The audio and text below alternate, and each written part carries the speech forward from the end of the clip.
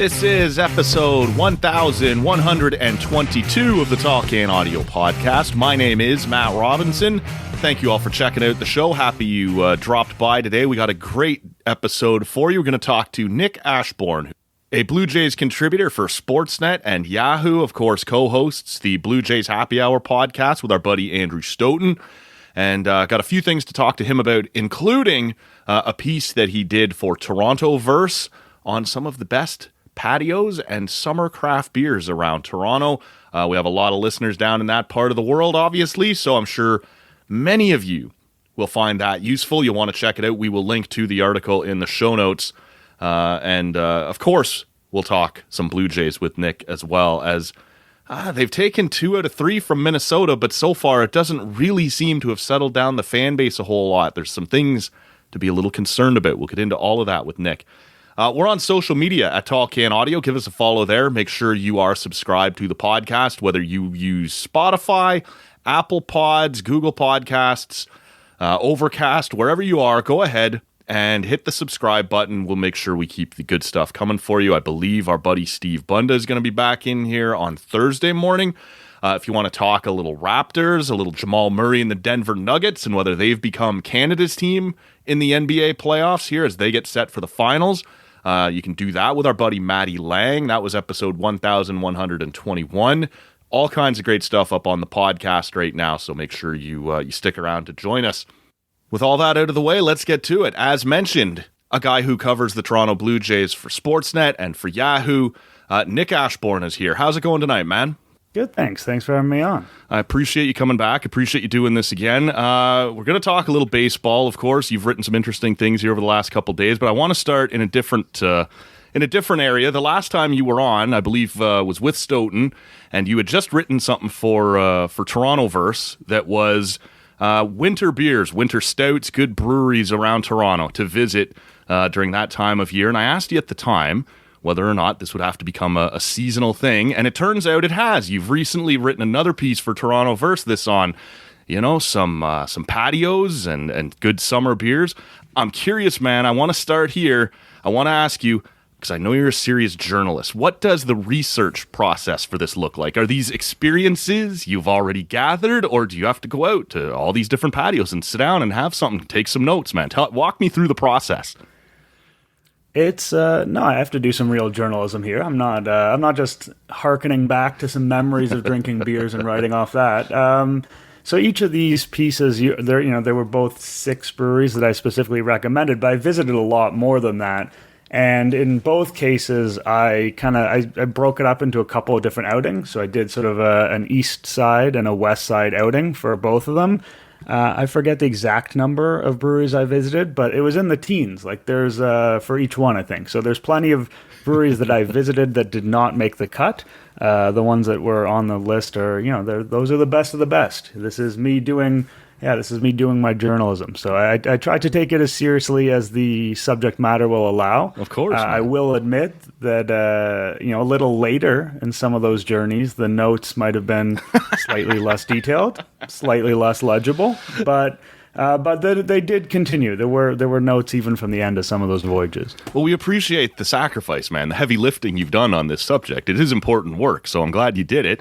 Walk us through sort of some of the results. Like you said, you did land on 6 breweries specifically that had nice patio areas and good summer beers. When you're doing this, is it, does one counterbalance the other? Did it have to have a great summer beer and a great patio? Or, what was the scale like in balancing the two here?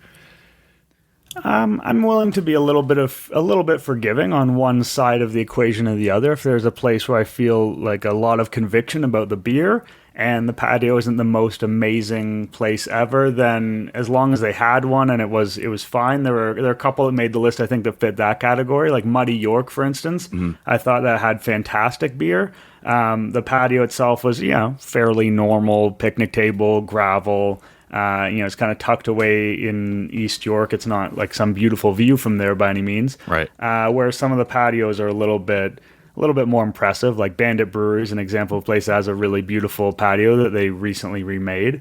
But in an ideal world, you get the best of both. And one that sort of stands out to me, maybe my favorite on this most recent list, is Salter Street. And I was introduced to Salter Street a couple years back. And I just feel like it's one of those ones that people don't talk about, people don't know about. I've gone there fairly frequently now, and it's never super busy. It's kind of tucked away a little bit south of Queen Street, near Broadview. And I think that they're really marrying having an impressive, fun patio, and then also having a really cool selection of stuff there. It's hard, because I'm based in Ottawa, and my two maybe favorite breweries in Ottawa, the beers are fantastic. The vibe inside the place is great, but the patio situation is pretty lackluster. They're both sitting in like industrial parks, and like there's not a lot to look at. I think a lot of these breweries, when you start up, your first consideration is, where can I get a nice deal on a piece of property? Where can I do the work I'm trying to do? And then it's not really until later that you start thinking about the patio side of it. It's, like I said, the Nita Beer Company and the Vimy Brewery here in Ottawa, both fantastic breweries, but you're sort of sitting in the middle of a parking lot if you want to enjoy a beer outside. Yeah, and that's the way to do it, right? Like, your first consideration should be the quality of the product you're putting out. And it's easy for us as the consumer to think of the brewery as almost like a restaurant or bar that you go to. And it serves that, but that is its secondary function. Sure. Like, most of the time, these guys are trying to make beer that they're selling, through beer store, through LCBO, getting it in local bars. And so they're trying to find a functional space. And sometimes a functional space that fits their needs is not necessarily one that's beautiful. And, I think that a lot of them do a good job of kind of making the best of what they have. And I think people sometimes like that quasi-industrial look at times, and they're willing to, kind of forgive that if it's got high ceilings and big space. And, sitting in a back, like you said, kind of in the parking lot sometimes is where some of these patios are. Henderson's was on my list, and it's a little bit like that. Like, it is a into the back parking lot, but I really liked it because there's the train tracks right there and the walking path, and the trains go by, and it's just like a little bit different than that normally is. But yeah, sometimes they've just got to make the most of what they've got. And yeah, I understand that some of the places I like best in terms of the quality of their product is not necessarily a beautiful setting, and they end up using what they can get, what they can afford, and that's got to be priority number one. 100%. And so we will share the link to that in the show notes here. Wherever you're listening, you can check that out and read up on some of the places you should be checking out around Toronto this summer.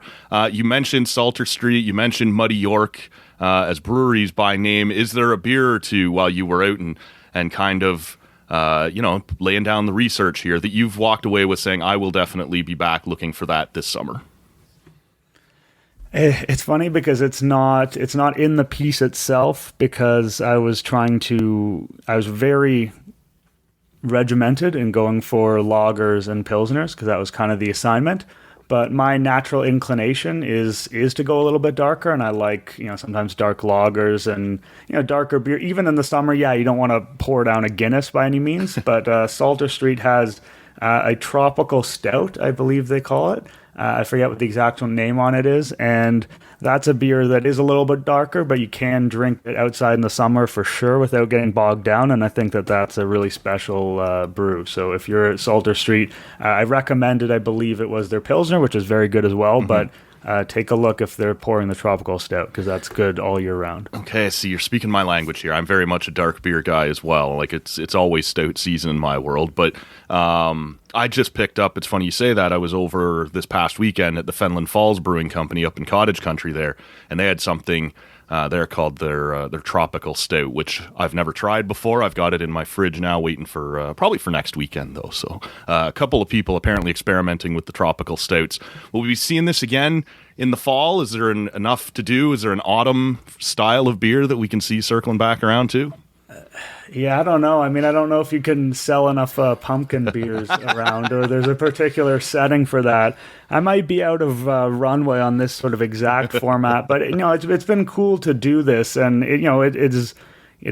I'm not breaking any molds by being a baseball and sports writer who's interested in beers, but taking a step into this world has been fun to spread my wings a little bit, and I am going to be doing some more writing for Torontoverse non-sports edition, but it's not necessarily going to be breweries. But maybe at some point in the future there will be an opportunity, and I'll definitely jump on that. But I'm I'm not done with my, things around Toronto I like kind of writing. We'll say that, but it's not, the next thing's not necessarily going to be breweries. I assume before you're handed this assignment, you're already a craft beer guy. How long you kind of been into that scene? The easy answer, I think, is as long as I could afford it. I think when I was first out of school, and you have a lot of financial limitations. Yep. The media business, especially when you're first getting started, is not necessarily a lucrative one. So it's something that I'd been interested in, and I come from a family, and I have a dad he's definitely interested in craft beers and things like that, and so I knew that I was intrigued by that world, but I wasn't really able to come into that world until a little bit later when I got a little bit more established in my career. But so, I don't know, I'd say maybe 6 or 7 years of being, I don't know what quasi-serious means, but I enjoy, and sometimes I kind of putter around and try and see some stuff. And if I'm traveling, I'm definitely looking out for what the breweries are wherever I'm at. Mm-hmm. And some places are better for that than others, definitely. But you generally come away impressed. Like it is a scene that has exploded, especially around North America in the last decade or so. And it seems like there's always something interesting to check out whenever you're in another city in Canada or the US in particular. Yeah, when we started this podcast in 2015, we'd sit down and have a pint while we were recording, but it was mostly imports at the time, and just didn't really know a whole lot about the craft world or whatever. It was sort of 2016 where that became a bit of a focus, and we got lucky. Like, we were late to the party, no doubt, but that was sort of at the time that it was exploding, right? There suddenly were breweries popping up in every little town you visited, and we're, I don't know, just over 1,000 episodes into the show now, and I would never say we haven't repeated beers, because we obviously have, but not as much as you'd think, right? You got guests coming in who are bringing different things from places they've been. Breweries are always doing different seasonal stuff that's new and turning over their lineups. So from across Ontario or across Canada, when people travel, like I said, they're bringing stuff back for you. So it's fascinating, man, that we've just never come close to running out of beers. Every time you walk into an LCBO or one of your favorite breweries, you're like, oh, that's new. I haven't tried that one before. It's kind of more fun, right? You just kind of, it's a hobby now as much as anything else that, well, let's see what that one's all about. It kind of just becomes, you're like anybody else sitting down having a beer on Saturday night, but it's probably going to be something different every weekend. Yeah, and I think one thing that's helped me in particular get into the world, a little bit more than just on a casual level, has been a lot of these beer festivals that roll through town or roll through local towns. I mean, I was actually at one on Saturday, pretty low scale one at Henderson's, actually. It was called Under the Big Top, I think.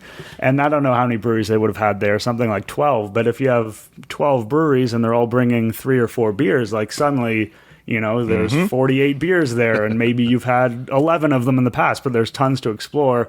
And there was a few they had Roundhouse Craft Beer Fest, which is basically down by, I was going to say the Sky Dome. I think we can say Rogers Center at this point, at Steam Whistle. And they've done that, a winter and a summer edition of that for a few years. And that's one of the first events quite a long time ago that I remember going to and really sort of taking mental notes and being like, oh, these are breweries I like. These are breweries where I've never really been particularly impressed. So then the next time around, you know who to visit.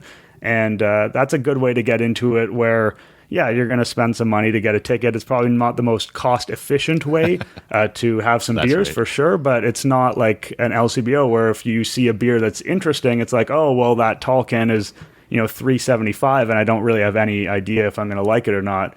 It is efficient in the sense that you can really try quite a few things, and that's been helpful for learning more about it. Sure, yeah. And like you said, they're always putting out flights. You can sample a little bit. There's a thing, I'm sure they have an equivalent in Toronto, maybe a different name or whatever, but in Ottawa it's called Brew Donkey, and it's like a tour group where you get on a bus and they go to different kind of 3 breweries, 4 breweries, and they'll hand you a flight, and you can then buy more of whatever you like to take with you if you want, and then it's back on the bus and on to the next one. So just different ways of exploring that. It's a kind of a cool world. I did want to obviously talk to you about the Blue Jays. You released or put out a new piece today for Yahoo that was I thought pretty interesting in the sense that it's sort of we're at an interesting point here, about a third of the way through the season, where you got to almost wonder. I'll turn it over to you. Is it time to be concerned about the Blue Jays? Is it worried? Is it panicked? Like, what is the appropriate word? As they're okay. They're a couple games over 500. There's still a reasonable chance they can get back in, and Jays fans can lament all they want being in any other division, the fact that they would not be in fifth place right now. But, as they try and chase down what almost certainly has to be a wild card spot now, how concerned should Blue Jays fans be right now? Yeah, I think it's a little bit about accepting the reality such that it is. Like, yes, we're only a third of the way through the season, but as you even said it when you're kind of couching your words there, like essentially you're chasing down what basically has to be a wild card at this point. And that's not, in some years, you can come out of the gate and be 2 games over 500 at the third pole, and you can still be very much in the mix for the division title. In fact, you could probably argue that in most years that wouldn't be enough to put you sort of out of it, but right. The Rays have just been absurdly good. And the math on it, it's kind of like when the Yankees last year, they came out of the gate at an incredible clip, and they weren't able to keep that going through the rest of the year, but it didn't really matter because they'd banked so many wins. Yeah, once and we could argue pocket, it's yeah, exactly. So you could argue like how good are the Rays, but to a certain extent, it doesn't matter. Like they have gotten this massive advantage, and so what that piece was largely about is just the expectations for this year was that this team was going to be altered. It was, we've done we've had this basic core for the last 3 years, and we've never won a playoff game, and we're winning. We kind of know what percentage of the games we're winning, like low 90s, and we need to shake things up. We need to get some lefties in the lineup because that's a bit of a weakness that we don't have balance. We need to play better defense. We need to, we'll get another guy for the bullpen. We need to run the bases better. And some of that has come through. But at the end of the day, it just, at this point, you're kind of fighting to get back to that spot where you started. Like it's not a sure thing that they can get low 90s wins this year. And it's not off the table by any means, right. But it's just like the reality has changed so much in these games in this third of the season that the whole kind of mission statement for 2023 is already a little bit by the wayside. And so now the game plan is just try and fight your way back, try and earn a wild card spot, which even that is, by no means a guarantee, and then see what happens. And so after a couple of years of let's kind of hope we can make the playoffs and see what happens, it's like here we are again, even though it's a very different team stylistically. One of the things I thought was interesting that you pointed out in your piece, and like the other one there, we'll share it in the show notes. But you mentioned that most of what they've brought in has worked, has been successful. Belt got off to a dreadful start, but has been largely fine ever since. Swanson has been good. Varsho has been everything he's been advertised to be defensively. There's some questions offensively left to be answered, but you had those beforehand. Bassett has been very good. It's guys that you already had in-house that maybe are struggling more than you would have expected. Vladdy, for a normal human being, is having a good year, but maybe not a Vladdy year that you would have expected. Manoah certainly isn't having the year that most of us would have predicted he'd have. What is sort of your takeaway on some of these core guys? Is there reason to be worried? Are these things, based on what you're seeing, is there reason to believe they will kind of come back to form, or is there a reason to think that we've sort of overestimated what they are? Yeah, Manoah is an interesting case to start with, just because his, the gap between what we thought he would be and what he's been is the largest. Mm-hmm. Like, even though Vladdy hasn't quite been what you would hope, and he's in the middle of a nasty slump this particular second, so as we talk about it, I think it's easy to be down on Vladdy right now. And the strikeouts are a little bit concerning because they're very atypical of him. Even when he's struggling, he's often struggling by pounding the ball into the dirt, not necessarily by whiffing. But Manoah is tough because, the literal arsenal, like the stuff he is throwing, the velocity of the fastball, the movement of the slider, like it isn't as good. So it's very hard for me to say, oh, Manoah is going to turn it around any day now, because there's nothing that he's doing that makes me believe that that's going to happen. And it's not to say that he can't find, a mechanical tweak, or whether it's, a lot of people have hypothesized about the pitch clock and how he's adjusting to it. Maybe there's something he finds mentally that helps him adjust, and it just, everything clicks for him. Sure, that could happen, but there's nothing I'm seeing today that makes me think that. When I see him today, I see a guy with diminished stuff. And so that, he's very young. He's been very good in the past. There's no reason to believe that he'll never figure it out again. But as long as he's throwing the stuff he is throwing right now, there's not much reason to believe he'll suddenly be as good as he was last year. So that's the biggest concern, I think, for the Blue Jays. Whereas with Vladdy, like the max exit velocity, some of the expected numbers, they're largely there. Like, yes, the strikeouts are concerned right now. Like, let's talk in 3 weeks if this is still happening. It's like, okay, now let's really start worrying about Vladdy. But Manoah being the main guy there, he's the one where I'm like, I'm looking for a reason to be optimistic, but at this particular juncture, I have a hard time finding one. Yeah, and I saw a tweet today. You probably saw it as well. It was making its way around that kind of looked at Vladdy's numbers since he left the game, having tweaked his knee, and you wonder if he's kind of playing through something, whether a couple days off might help him, or I haven't delved into it, nor would I be capable of doing so to say whether or not it perfectly lines up. But do you think there's just a chance that this slump is, he's battling through something with that knee, or is it, for you, does it kind of predate that and there were warning signs already? Yeah, I mean, I think that's a plausible theory. It's always tough to be like, this is the reason why. Like, you can line up a correlation. You can say, since this day, this is what's happened, and we also know around that time he hurt his knee. I don't know. Is that enough evidence to be sure? Maybe, maybe not. Like, it is a fact that he's been very durable for the vast majority of his career, like extremely durable, and they've played him a ton. Like, they'll give him a day off to DH, but like, he is in the games day in, day out. And this year, there have been a couple of more occasions where he's been unable to go, or he's been like reported working through. So I guess people are working through stuff all the time. They say, oh, guys, is not all 100%. It's August. It just is what it is. But there's been a few more occasions where, like that knee you mentioned, there's been things that have come up where, it's been worthy of reporting, or the team's not going to, they're not going to sweep it under the rug because it's obvious that he's moving gingerly and things like that. So I wouldn't rule that out as an explanation. I wouldn't say that it's 100% sure that that's what it is, but it is clear that Vladdy has had maybe just a little bit more difficult of a season physically than he's had the last couple of years.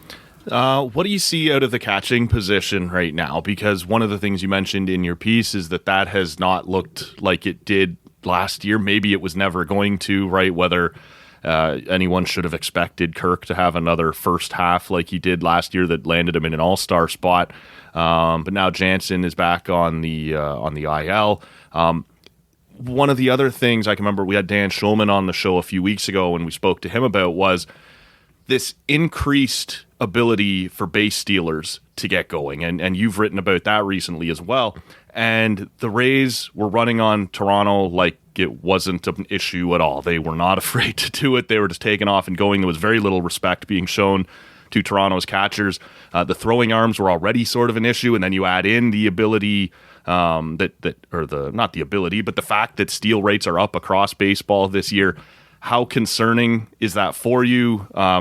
The ability, especially once you see a team be that successful at it, does it kind of give other teams the green light to really start testing it and making it an even bigger issue for you? And just in general, what are you seeing out of the catching position? And is that kind of gone from a strength to a weakness for the Blue Jays at this point? Yeah, I mean, it's an interesting one. It's two parts, right? It's offense, defense. Mm-hmm. So on offense, I felt like Danny Jansen was really coming around. And then this is kind of the story of Danny Jansen over the last couple of years, is that he'll get on a roll and then he'll get some kind of injury. Like, he hasn't been durable in recent seasons. That's a fact. That's not me disparaging him as a person. He spent a lot of time on the IL.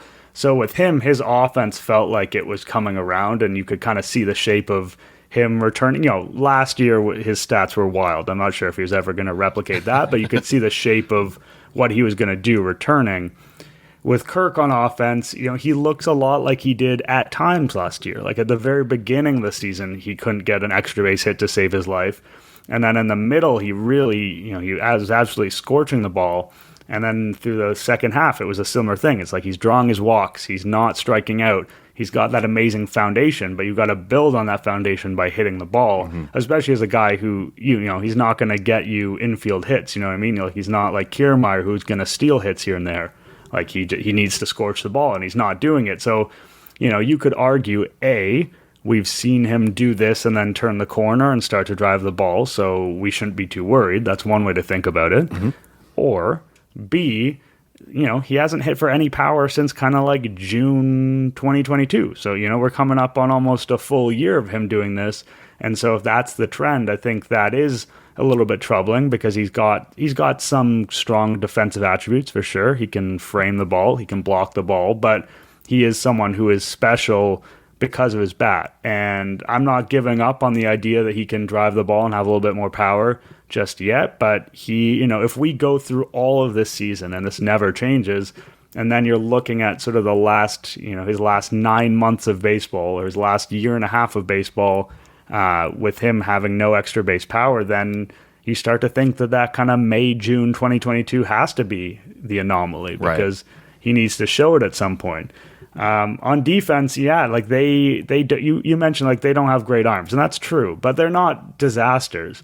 And in the past couple of years, they've been sort of middle of the pack. Like it hasn't been a huge problem, but it hasn't been, it hasn't been great either. And then they've gone from that to, like you said, the Rays ran all over them. And that's, I think maybe because they're a little bit more average and maybe the margins for them were thinner, that's part of it. I think for the pitchers are part of it. Like Manoah has given up 12 stolen bases this season against 8 for his entire career prior to this year. Wow. So we talked about him adjusting to some of the new rules in baseball. It feels like that's an adjustment he hasn't made. The way to hold, he doesn't know how to hold runners right now, or maybe he's just not focusing on it because he has so many other things on his plate. There are a few pitchers that need to do a better job of giving their catchers a chance, because more often than not, it is the pitchers, not the catchers. Now, if you've got one of those incredible catchers, they can help even the odds. And, Gabriel Moreno's doing that in Arizona right now as we speak. He was leading last time I checked, maybe not as we record, but last time I checked, he was leading the majors and caught stealing above average, which is a new stat from StatCast. So, could the Jays use Gabriel Moreno right now? It definitely feels like that. But it's too early to render a verdict on that trade, right? Like Varsho could have 2 hot months and he could look like exactly the left-handed bat they've needed. We know he's great defensively. Chances are Kiermaier leaves after the season and Varsho is like the long-term center fielder, and that's a really valuable thing. So it's easy to make kind of snide remarks about it. We'll see how all that plays out. But they're in a tough situation controlling the run game. And when you have guys, Manoah, again, it's easy to keep pointing to him. But when you have guys like Manoah who don't have a lot of room for error right now, the last thing they can afford is to have, just hurt themselves more by giving up these extra bases. Yeah, you referenced a little while ago that, one of the points in your piece today was, or the big takeaway was this idea of sort of changing the mindset or the reputation or, the makeup of this team from being, just all offense, and now they wanted to improve the bullpen and they wanted to be better defensively. And you pointed out that the bullpen numbers, despite Swanson himself being pretty good, aren't all that different than they were last year, and you traded away Teoscar Hernandez to improve it. And so while it's unfair to criticize Swanson necessarily specifically, you haven't necessarily upgraded that position. Is that an area of concern for you? Is that something that is likely to, some of those numbers will sort of settle themselves down as we go? Or is this another season where we're heading into the deadline with them drastically needing to improve the bullpen if they're going to get back in this? Yeah, I mean, again, it's interesting. The time we have these discussions is always going to color it, right? Because the bullpen's actually coming off a really nice series in Minnesota where they played a really big role in the win. And there's some guys that you have confidence in there. Like Romano's had wobbles, but ultimately you have confidence in him. Swanson's good. Nate Pearson has looked pretty good too. Trevor Richards has actually been sneaky good. People don't like to admit that. Tim Mesa. But then you've got got this chunk at the back of the bullpen right now. Like, not a lot of people have that much faith in Adam Simber right now, which is reasonable. Yimi Garcia, there's a lot of talk prior to the year that this guy had this little velocity boost, and you could expect him to be even better after kind of a solid but not amazing year last year. That has not been the case. Anthony Bass, everyone's favorite social media star, he's been brutal, on and off the field, just brutal. So there is perhaps it's more so a lack of depth in arms right now. Like, I think there are kind of 4 or 5 guys they can feel good about right now. But I think, at the deadline, you find yourself wanting to get that one big guy, and then you bump everyone down a notch, and then you feel better about the situation. It's just going to be a matter of, where are the Blue Jays competitively when that comes along? Because if they are kind of just barely in the mix for a wild card or something, it's hard to envision this front office really dumping prospects into the problem when they've been, the farm system is sort of maybe fine right now would be a potentially generous way to put it. And so if this team doesn't, if it looks kind of like it looks right now, are you really going to be feeling like you want to trade some of your top prospects for relief help? I'm reluctant to believe that that's what they'll want to do. So last thing for you then, Nick, as we kind of wrap up here, what is your just sort of gut feel, your confidence level that this team will come down to the end of the season still contending for a wild card spot? And it is interesting, like, you're going to want to get yourself back in a really good position before those last couple of weeks because it's heavy Rays, heavy Yankees to finish out the season. Are you, just by gut, if you were sort of predicting how the rest of this is going to play out, have they overestimated what they have and this team is just going to kind of sputter along at a little bit less than what we thought they were? Or is there enough there to believe, yeah, Vladdy's going to figure this out, and Manoah's too talented to continue to struggle all season like this, and they'll be okay, and, you're one win 8 out of 10 streak away from, all these numbers looking different and your projections all looking like, what's sort of your feel on this right now? It's interesting because, like you said, I think it is about feel right now. Like, you could make an intellectual argument for either side. Like, the odds are going to tell you that I think Fangraphs had them about 45% to make the playoffs today. So, like, yeah, it's not literally 50, but whatever. It's essentially a coin flip in terms of whether this team sort of projects to get where they need to go or not. And I don't find myself feeling as confident about this group as I thought I might.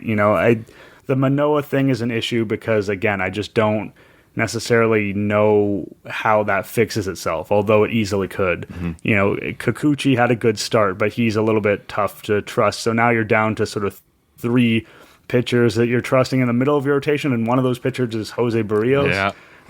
That's troubling. And the left-handed that Brandon Belt has come back, but he's got some wild luck on balls in play. Like, I don't think he's come back in a way that's super convincing either. So even if I believe that Vladdy will come around, which broadly speaking I do, I think Springer will be better than he's been. I just look down this lineup and it's like, okay, I believe in Springer, Bo, Vladdy, and Chapman, and outside of that, there are guys you can hope on, Varsho and Kirk in particular, but the lineup feels a little bit short.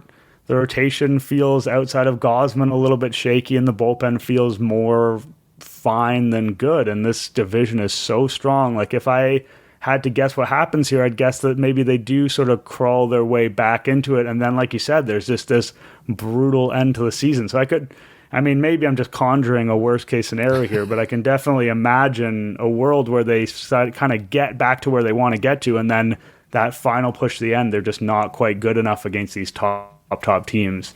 I think that I'm definitely less optimistic about this team than I was entering the season, and that's, it's easy to say that because the record is what it is. It's not what you would want it to be, but I like to think of myself as a person who's like more reasonable, less taken by the fancy of the last 3-4 days in terms of the way it influences my thinking, but. Yeah, if you're asking about my gut feeling is that this team's just not quite good enough, just not quite there.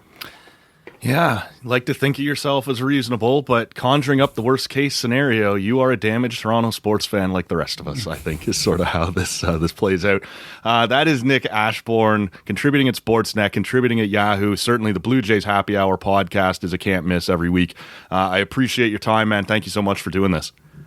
That was a lot of fun. Thanks for having me on. Okay, there goes Nick Ashbourne. Really interesting stuff there. And it's just...